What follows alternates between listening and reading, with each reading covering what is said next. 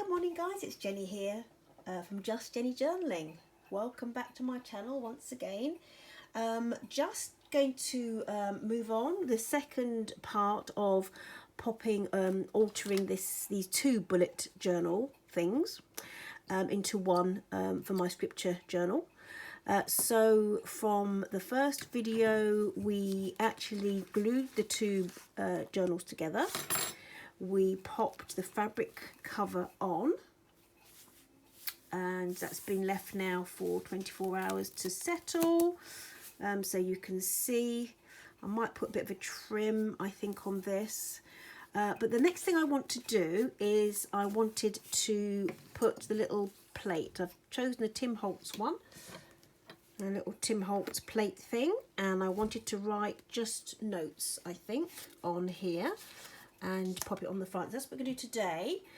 So I've chosen, I have a little sheet, well just the front sheet of this pad, which was beautiful. I used in a lot of my, what's the word, a couple of my last projects, as well as my Powerful by Faith handmade journals. These are beautiful, beautiful. And this is just the little ephemera sheet.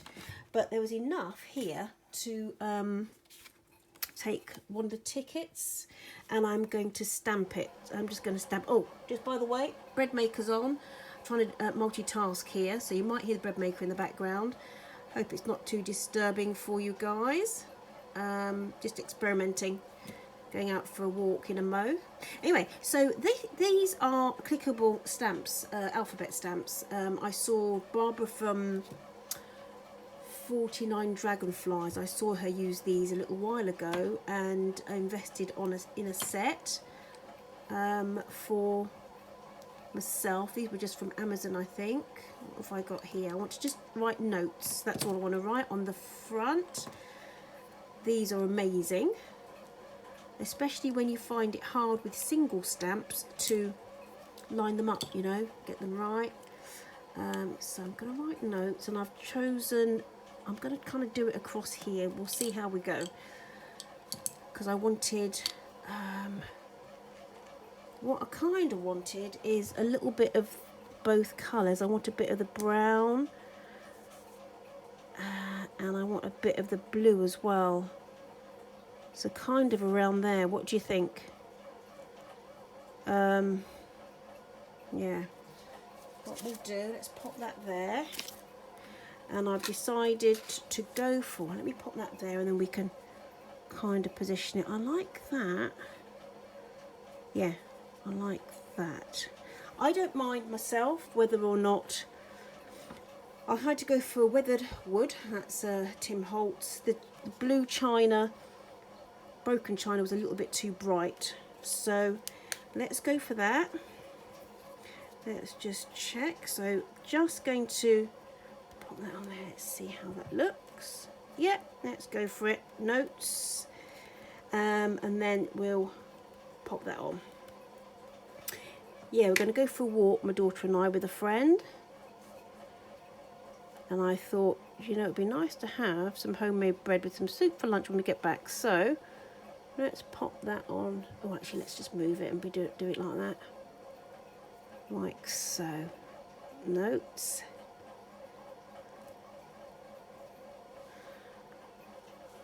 I've lost my S, but I don't mind so much, to be fair. It's only for me. Can you see? So let's go like that. And yeah. Sometimes, if I'm being really, really careful, I would wipe round the edge of the stamp so you don't get this line around it, but it's just for me and I don't really mind. In fact, I might grunge it up a little bit more. So as you see, I kind of centered it, and what I'm going to do now is just cut round there and just cut in a little bit so that it fits underneath. See you in a mo. Right guys, I'm back. You didn't really need to watch me cut round this, did you? You know, not really. So I've cut round, it's quite rough really, And what I'm just going to do is place a tiny bit of glue. Oh, it's only just the tiniest bit really, just to hold it in place on the back there. Just to hold it in place while I, there you go. Oh, actually, tell you what we're going to do first. Why don't we grunge it up a little bit more? I'm going to grunge it up a little bit more around the edges. And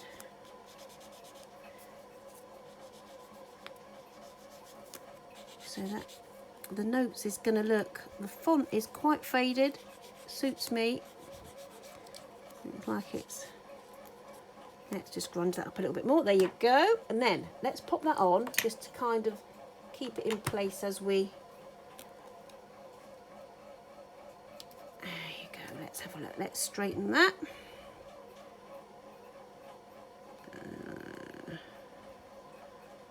There you go. Alright, that's straight. Just like that for now. Is that right? Yeah, okay, let's pop that on there. Now, let's place it. Where do we want to pop it? I didn't know whether I wanted to pop it straight in the centre or have it to the side. Or have it there, so it's kind of grouped in with the I think I'm going to pop it here, just a bit off centre. I like that. Or do I prefer it down here? No, I think it's more of a feature on a playing a bit of the fabric. Right there. Oh, shall we go with down here? Here we go there. No, I really like it there. So what we're going to do, it's got my little brads, little mini brads here to hold it, and I've got my awl, and I've also got my little book, old, what's the word, text block from a book, just to pop underneath. You have to excuse me guys, because I'm trying to do this around my phone. Alright, let's pop that under there. Here we go. Right. Okay. Make sure that's straight in by my eyes. Right, let's see. Okay, let's go for it. Let's go for it. Text block underneath so that you don't damage your own journal with you're working with your awl. And that's your awl. And then I will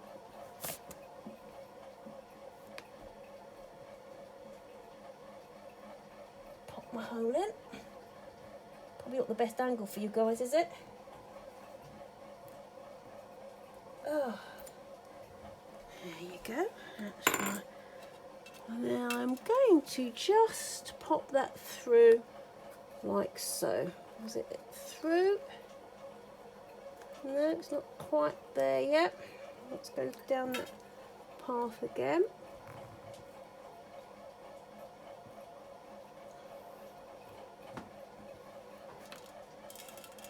There you go. I don't know how many of you guys use a bread maker. I haven't used one for a little while, but they are useful, particularly with a continually hungry teenager in the house. I think it's going to be worth dusting off, and as start practicing my soup recipes as well. Just got a soup maker just at the beginning of the summer, where you pop everything in, all your veggies, and it kind of, you set what you want. I've never used one before, but hubby saw one at a client's house and was really raving about it. You chuck your vegetables in and your stock, decide if you want it chunky or smooth, and that's it. Is that straight, guys? Is that straight? I think that's it. Let's go for it. Let's go for it. I'm going for it. I am winging it, as they say in the trade. Technical terms only on this channel, as you know.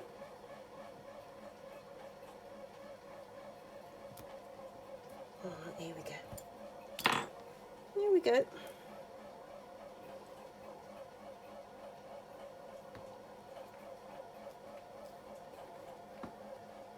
Is that through yet? No. Oh, it's not quite yet. Tell you what I'll do so I don't damage myself. Let's do it through here. Let's swing it up there. That's it. Right, that way.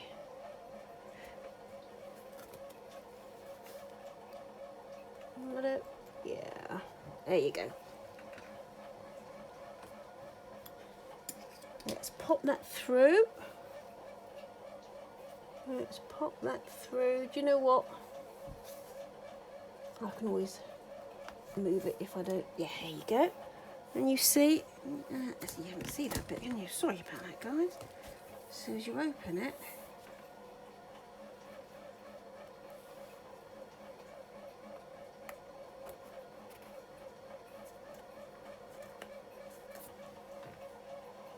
There you go. There you go. So, pop that down like so. Same with book plates on. It's a book plate, whatever it's called, it's on. Okay, like that. Right, so that's on.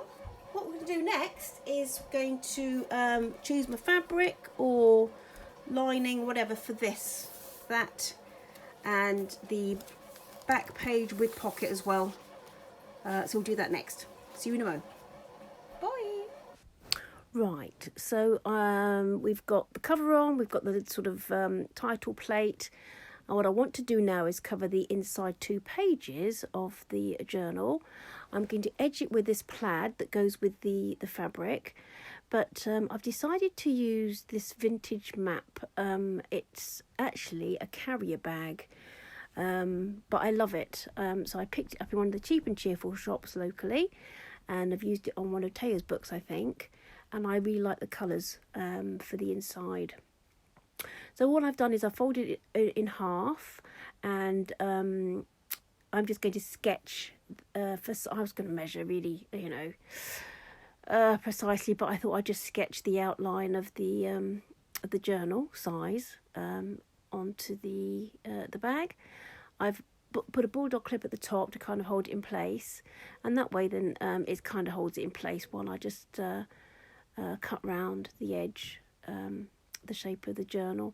I don't mind myself if it's not really exact. I've done it just a little bit over. I'm quite happy to go back in and trim any excess down to the journal size once it's in.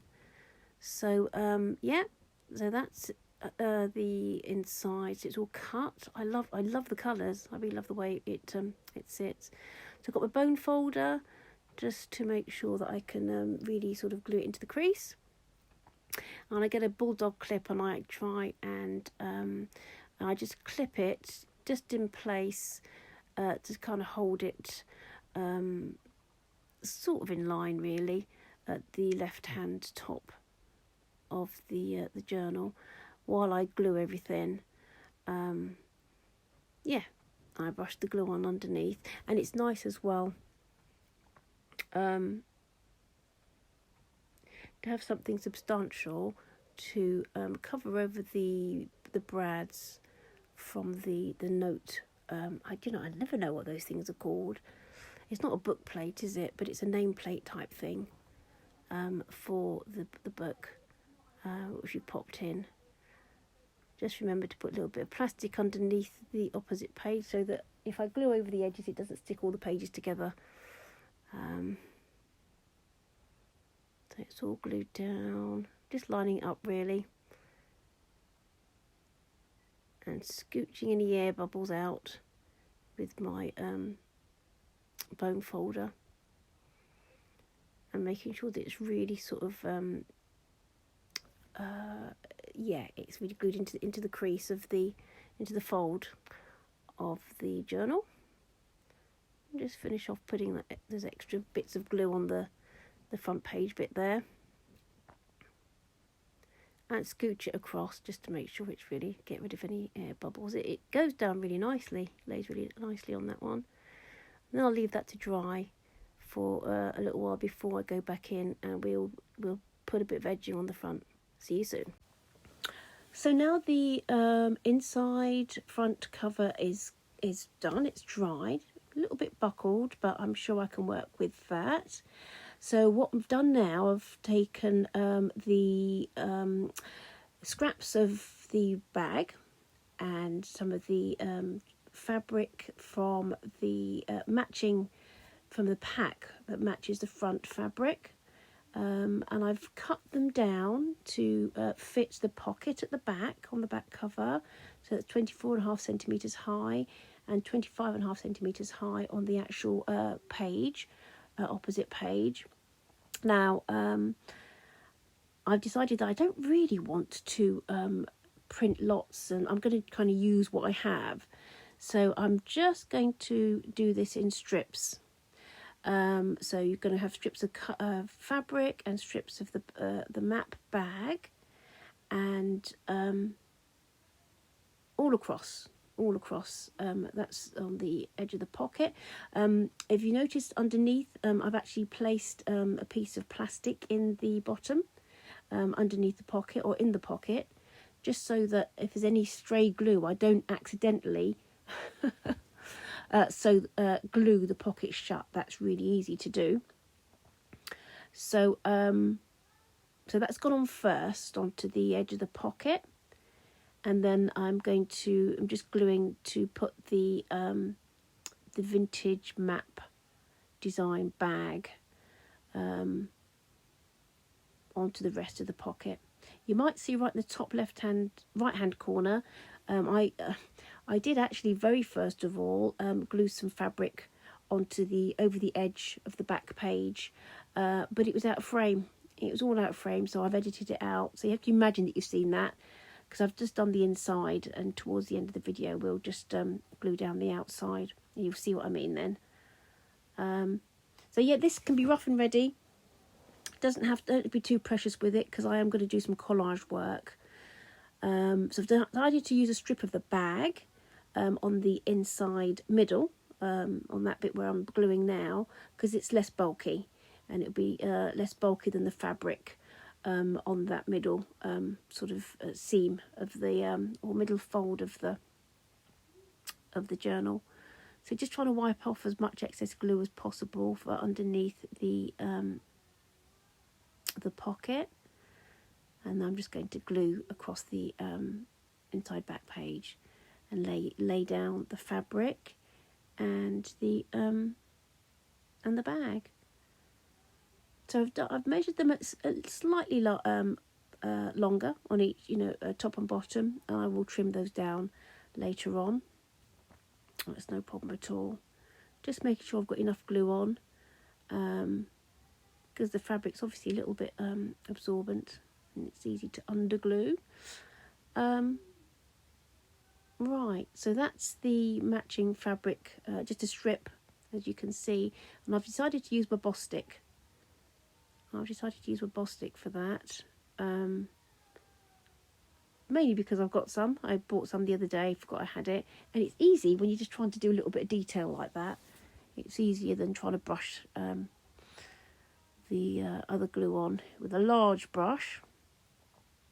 And then I thought I'd do the same for the front, just to finish off the edge and bond the fabric, make sure there's no rough edge really, the fabric to the cover, and it bonds the two, the bag on the inside, the map, because it's going to be well used, this journal. So I just thought that would be a nice finish, and you can see it just finished off the edge there, and once it's dry I will actually trim round the edges. I love the round edges, top and bottom. So leave that to dry, and then I'm going to come back in and we'll start decorating, adding embellishments throughout. I really want a junk journal style, so there's going to be quite a few. I might do a bit of stamping, a bit of stenciling, stickers, washi. So we'll see you then. Thanks for watching, and see you in the next video. Bye bye. Bye.